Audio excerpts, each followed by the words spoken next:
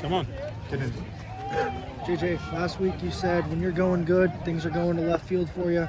Happened tonight. What you feel there? Yeah, so I believe the first pitch he threw me was a breaking ball. I think I got my swing off. So usually my approach is kind of I want to hit the fastball to the left, and hopefully I can speed my swing up and pull the breaking balls.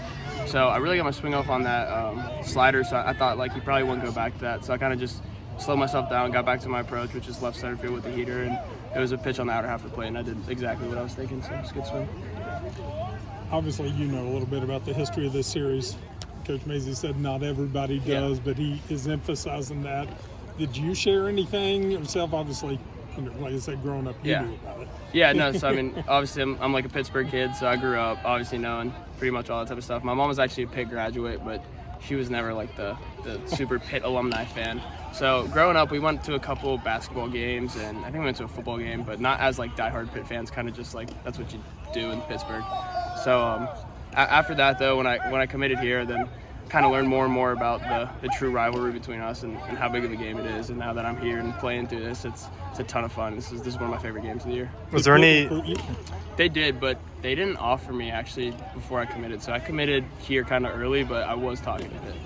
Was there any disappointment after not getting to play in that first game at PNC, and then I guess maybe extra nerves today? Yeah, I mean, there's definitely, obviously disappointment when I can't play, but kind of just trying to get up for my guys. So the PNC game was still a super cool experience. Obviously, I want to be out there every chance that I get, but I couldn't be. So I had to be, try to be a leader on the bench and just keep the guys in the game and let them know like it's a serious game. We got to take it serious. We got to play our best. And then today, there wasn't really nerves. I was kind of just more excited that I was back and able to play against those guys. I think Randy said after that PNC game that you were trying to talk him into letting you pitch. Yeah. In that game. Yeah, I want to play. I also want to pitch. I work on my pitches every now and then when I get bored. So I think I'm pretty nasty. He doesn't think so, but I think, if you ever see a call with the bullpen and there's no one in the bullpen, it's me coming in from second. How hard you throw?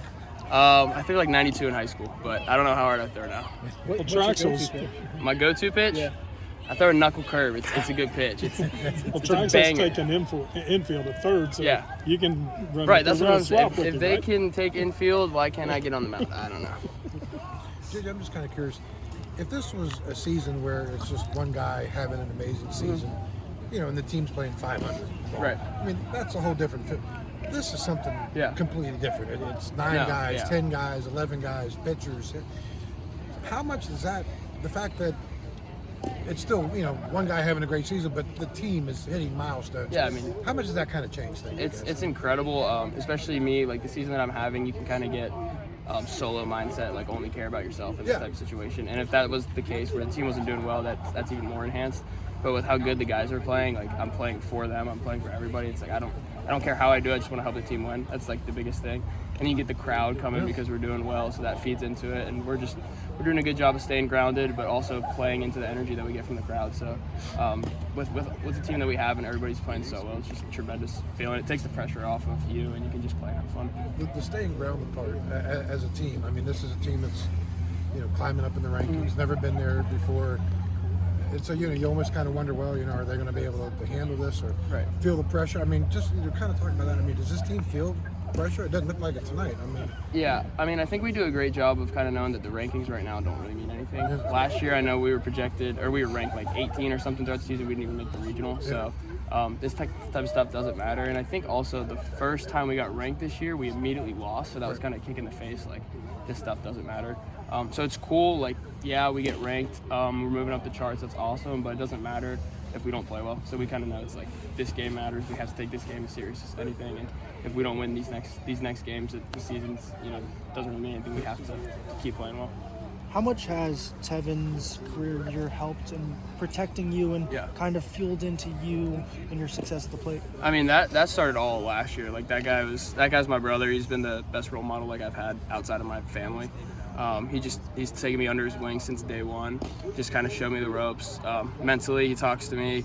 We're always out here fielding together, hitting together, whatever it is, getting extra work in. He pushes me, I push him. It's just like it's a great relationship, and he's definitely a huge reason for my success.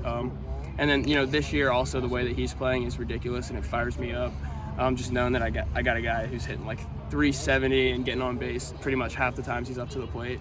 I know that I can got to lock in every at bat and try to score him. So it's a great feeling, and we're always talking in the field, before hitting, before the games. It's a great relationship, and that's my guy. Coach Mazey talked about your leadership. What about his leadership? You obviously spoke to that, but he's been here a long time. What is he teaching you that you can then teach others? That guy is ridiculous. Like, he's the best leader I've had on any team ever. He's not even that vocal. He's been more vocal this year. He kind of just leads by example, and it's pretty cool. Like, if you're a young guy and you mess up, he's not in your face, but he's in your face. Like, like Tevin's walking over to you, it's like, oh, like I screwed up. But he's not yelling at you. He's kind of just like, yo, this is how it works. Like, don't do that again. And that's the end of it. But he's great at correcting guys. He's great at bringing us up, keeping the energy with him. You never really see him get mad at anybody. He might get mad at himself here and there, but he does great kind of just like staying mellow. And if you watch when we hit homers, you watch the clip back every single time, he's the first one out of the dugout. Like, that guy is out there going crazy. He's so hyped for everybody, and he's a great leader.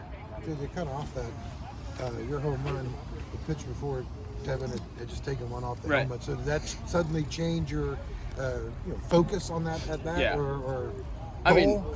when it happened, like in my head, I was like, oh, it'd be super cool. This guy just hit my boy. If I just hit a nuke, that'd be awesome. But no, I mean, you kind of lock back in. That's baseball. Like, it happens. Right. Obviously, you don't want to see anybody get hit in the face, but that stuff's happening even more and more with people throwing harder and stuff like that. So it's a scary moment for sure. Thankfully, I got him like crisp on the top of the head, and it didn't seem too bad. He was smiling.